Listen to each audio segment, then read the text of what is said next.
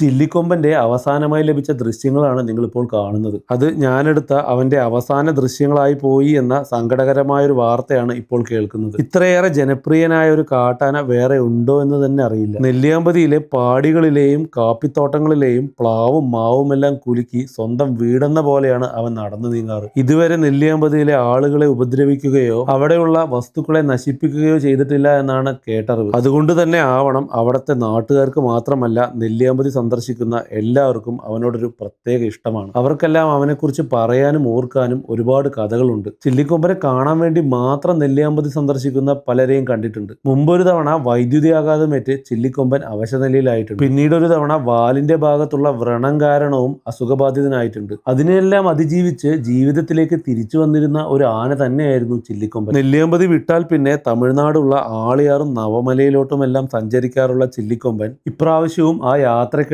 ഒരു കനാലിൽ അകപ്പെട്ട് നമ്മളോട് വിടവാങ്ങി എന്ന വാർത്തയാണ് ഇപ്പോൾ വരുന്നത്. ഇനി അടുത്ത വേനലിലും ചക്കയും മാങ്ങയും എല്ലാം പഴുക്കുമ്പോൾ ചില്ലിക്കൊമ്പനില്ലാത്ത നെല്ലിയാമ്പതിയിലോട്ടാണ് നമ്മൾ യാത്ര ചെയ്യേണ്ടി വരിക.